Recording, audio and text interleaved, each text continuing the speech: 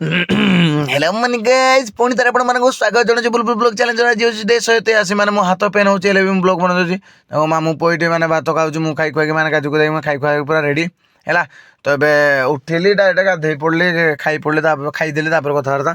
तो ये मुझे जाऊँगी घंटपड़ा कहीं मौसा देह खराब तो से बाहरी पड़ी डेरारू घंटपड़ा मौसा देह खराब तो से तो जाकि धरिकी आसवि सेंट्रल हॉस्पिटल ना कौन गोटे मन पड़ूनी तो पुणी आणिकी पुणी छाड़ी। तो बर्तमान गला बेले ट्रेन छेकला ये मैंने ट्रेन जाऊँगी गुटी गुटी गुटी गुटी करके एत मैंने कहनी भाई पूरा गुटी गुटी जाऊँ ट्रेन।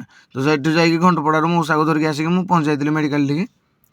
तो मौसा भितर कहीं मेडिकल भितर जाइनी मोर देह खराब है मुझे जाइनी भाई जिते जाऊ जाइनी कहीं मो मुंड बुलाए आमती केमती गोटे लगे से कमी गोटे अच्छी आते मेडिकल मुझे जाइनी जार भी आम फैमिली को देह खराब होती है मत भल लगे जाए। तो ये बर्तमान मेडिकल रिटर्न मार्चु हो सन्ध्या टी। तो एवं मौसा को छाड़ी घंटपड़ा छाड़ी बर्तमान रिटर्न मार्चु डेरा टी। हाँ सन्ध्या भी मैंने आज भी कड़े भी जाइनी कि मैंने सन्ध्या भी गलानी थंडा भी लगुच ना जैकेट भी आनी है से। तो एवं मु पहुँचे टुलुगुणजा मुझे रुगुड़िया बुलाबुली करने। तो ये बुलाबुली कर बसिक कथबार्ता हो बुलाबुली कर बाहरी पड़लु माने से हनुमान मंदिर टी। ये आम बर्तमान माने यू बाहरी पड़लु रुगुड़ी जीव हनुमान मंदिर टी जो सही छकड़ी बसबू सब पिला गप मारू कथबार्ता।